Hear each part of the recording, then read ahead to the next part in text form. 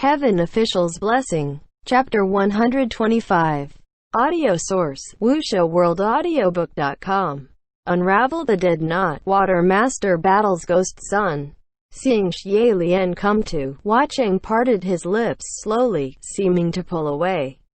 However, under such dire circumstances, Xie Lian couldn't care for that much anymore. He raised both his arms, circled them around his neck and moved to suck back the spiritual powers Hua Cheng had sucked away. Clearly Hua Cheng hadn't expected him to do this, and it took him by surprise as spiritual powers flowed back the other way. Afraid he was going to break away, Xie Lian cupped his face with his hands, flipped their bodies over and pushed Hua Cheng onto the ground, pressing him down. A wave of cool currents poured into this body and streamed down his throat into his stomach, warm and pleasant. Just then, the little wooden door of Puqi Shrine creaked open, and a giant green caterpillar-like shadow crawled out of the shrine. "What the fuck? Which son of a bitch is this bold? A thieving punk. You dare come to my house to steal and disturb my slumber? Achoo. This ancestor's gonna show you a thing." He trailed off when he saw the two outside the shrine, who looked like they were wrapped in each other's arms, kissing fervently and passionately, their silhouettes overlapping, one red one white. Who else could they be? Instantly, he shrieked, "Y-I-I-I-E-E-A-H-H-H." Hua Cheng raised his hand and was originally going to grab for Xie Lian's shoulder. But hearing Qi Rong make noise, he turned his wrist and Qi Rong yelped as he was thrown back inside, with the door slamming shut behind him with a pang. Only then did Hua Cheng roll them over again and press down on Xie Lian's body. He lifted his face, his breathing harsh, his eyes dark and shimmering. "Your Highness." Xie Lian didn't have the time to explain. He lifted his arm and hooked them around Hua Cheng's neck, pulling him down once more. Having sucked enough spiritual power, he choked a cough before crying. Soul-shifting spell. This time, however, just as his soul was pulled out, before he was even thrown upwards, it was like there was a wall blocking him, and he was heavily rebounded back into his own body. He ah-ed in shock. Opening his eyes, above him was still that starry night sky and the anxious face of Hua Cheng. Xie Lian sat up and hugged his head, murmuring, "I can't pass through anymore." Did Shi Qingshan die? Or did Blackwater Ghost Sun reinforce his barrier? No matter what, either way, he couldn't return to Shi Qingshan's body. Even if he was to hurry to the South Sea, he'd for sure be too late. Seeing him bemused, Hua Cheng said, "Your Highness, I'm sorry." Xie Lian looked at him. Hua Cheng added, "But outsiders can't possibly interfere in this affair." Xie Lian waved his hand. "You don't need to apologize. Truthfully, even if I'm there, I won't be able to do much." With the soul-shifting spell, he could only enter Shi Qingshan's body. However, Shi Qingshan was no more than mortal, and even if Xie Lian could help him break free of those shackles, how could he possibly fight against the master of the Blackwater Ghost Lair? Even escape was impossible. After he'd gathered himself, Xie Lian swiftly returned to the spirit communication array of the heavens. "Ling Wen, have you all set off?" "Your Highness." Ling Wen exclaimed. "How come you just went silent for such a long period of time?" "We've already dispatched a number of heavenly officials over to the South Sea. His Highness Qi Ying returned, so he will set off in a bit too, but the Blackwater Ghost Lair isn't easy to enter. Who knows when we'll find them?" Xie Lian croaked. "Wait, I'll go with you all. Maybe I'll still remember the way. But I'll need to trouble you to send someone to pick me up from Puqi Shrine." "Very well. He's arrived just now," Ling Wen said. Slight taken aback, Xie Lian turned his head back. Hua Cheng had disappeared, but two junior officials came forward from Puqi village, and behind them followed a tall, wavy black-haired youth. It was Quan Yijun. Xie Lian inclined his head to greet him. Quan Yijun didn't understand formalities, so he didn't reciprocate the gesture, but Xie Lian didn't mind. He looked around but didn't see Hua Cheng's shadow anywhere, and he understood that Hua Cheng was giving him room to deal with this affair. The two and the junior officials left for the South Sea. Following Xie Lian's suggestion, they went out of their way to gather over 10 hefty coffins that had carried the dead to prepare for any unexpected situations. After the ship flew through the waters for over 6 hours, they ran into a bizarre sight upon the surface of the sea. A number of corpses of giant skeleton fish were floating on the sea's surface, and they collided with the ship. Many heavenly officials were instantly alarmed. "Are we there? That can't be," Xie Lian said. "If we've already entered the Black Water Ghost Lair, the ship won't keep afloat on the waters and still move this fast too." However, this was clearly the remains from General Pei and Water Master's battle the night before. Quan Yijun was perched on the side railing of the ship, maintaining that high-difficulty position when suddenly, he said, "There's a black island AEAD. Is that the one?" Xie Lian focused his eyes, and sure enough, there really was a shadowy island. Also, from afar, it did indeed resemble that Blackwater Island. Xie Lian frowned slightly. "It really does look like it. But how can it be found so easily, and the ship didn't sink?" Everyone remained vigilant. This might be a trap. But just as the words left his lips, he realized it wasn't a trap. On the beach there was a figure, under the bright sun, slashing at logs with the sacred sword meant for killing enemies, making coffins. On the side there were already 3 completed coffins, and he was making a 4th just then. Xie Lian immediately started waving. "General Pei. It's General Pei. It's this island without a doubt." The ship immediately changed direction and steered swiftly over. When Pei Ming saw that reinforcements had arrived, he didn't appear particularly delighted, but instead he threw the sword into the ground, rubbed his nose and asked, sounding grim, "You all just had to come just as I finished making these? What the heck?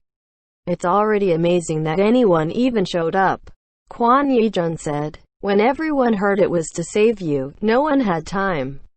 Pei Ming bore the expression like he didn't want to bother with children and turned to Xie Lian. "Your Highness, you went back first.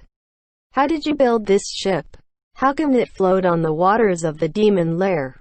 "I don't think it's the ship," Xie Lian said. The curse of the Black Water Ghost Lair had dispersed. Taken aback, Pei Ming tested it with his sword, and sure enough, with but one swing a field of large trees fell. His spiritual powers had returned. Speechless for a moment, Pei Ming shook his head. "Had I known, I wouldn't have worked so hard to build these coffins." It was true that he did labor tirelessly all night. He made coffins for 4, but 3 of them were now useless. The group of heavenly officials entered the island and ran straight for the heart of the forest. The little ghosts ambushing in the woods had never seen such a battle formation and were all scampering away in terror, fleeing left, right and center.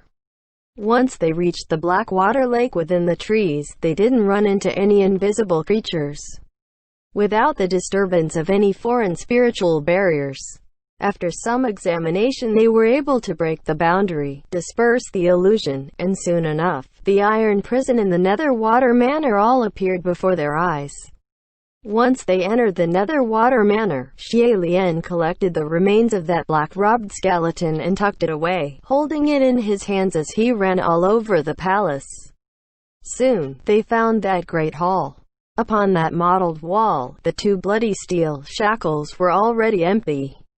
A headless corpse laid on the floor in the middle of the hall, its blood already run dry, and a group of madmen were throwing random objects at it. The moment the heavenly officials entered, that group of maniacs became even more excited. When Pei Ming came in, he was stunned for a good while before he finally dared to recognize who that corpse belonged to. Shaken, he exclaimed, "Shui Shishang." Xie Lian was already knowledgeable about this and instructed, "Will everyone please search here and on this entire island for Lord Windmaster, or his corpse?" However, no matter how much they looked, there were no traces of Shi Qingshan on the island. Had the Black Water Ghost Sun taken the Windmaster away? Or perhaps the Wind Master was murdered directly and his dead body sunken into the seas, his flesh devoured by fish? Although Shi Wudu went berserk at the very end and provoked He-Zan to kill violently, he was now dead, but he wasn't killed by Shi Qingshan's own hands, so would He-Zan still switch Wind Master's fate? Chasing away those irritating lunatics, Pei Ming half-crouched down on the floor, and was lost in thought for a long time before he sighed. Shui Shishang. You've been proud your whole life but ended like this. I don't even know if your eyes are closed. One truly, the higher you climb, the harder you fall. Life is full of surprises, and one cannot escape whatever that comes. Even when mortal has become God, we do not have the good fortune to avoid fate in the end. Quan Yi-jun didn't hold such deep sentiments and ran around soundly within the Netherwater Manor. When he came by, glanced at the dead body and thought it strange. Where's the head? It was taken by the Blackwater Ghost's son, Xie Lian replied. What grudge, what resentment did the Demon Lair Master hold against him? And where's Qingshan? Earth Master. Did all three Water Earth Wind officials all perish? It was a great grudge indeed, a great resentment, Xie Lian said. As for Lord Earth Master, it depends on which you're asking after. The real one is in my hands, the fake one was the one who took away Lord Water Master's head. What? Xie Lian eyed him and said softly. General Pei didn't know, right? Blackwater Ghost Zan's real surname was He, his courtesy name is Zan. Hearing this, Pei Ming's face changed slightly. It seemed Pei Ming and Ling Wen weren't completely in the dark in regards to the things Shi Wudu had done. Only just how much they knew wasn't known. Everything that had to be reported was reported, everything that needed to be dealt with were dealt. When Xie Lian returned to Puqi village again, an entire day had passed. Xie Lian's steps were weary with exhaustion. When he returned to Puqi Shrine and opened the door, he could hear Qirong barking and yelling. Hua Cheng you fucker. Xie Lian you dog fucker. Have you two no shame ah fuck. What the hell was that in the middle of the night? I'm fucking horrified. This Grand Master's eyes are fucking blinded, you fucking owe me. There was nothing but vulgarities and profanities coming out of his mouth, and Xie Lian was immediately reminded of the terrifying image of how he and Hua Cheng took turns holding each other down on the ground sucking powers the night before. He didn't think it embarrassing at the time, but now he couldn't escape and almost threw the door shut to flee. Hua Cheng was leaning his chair back, his boots crossed and stacked on the table, but the moment he heard Xie Lian push the door in to enter, he put his legs down and casually smacked the back of Qirong's head, knocking him out. He rose to his feet.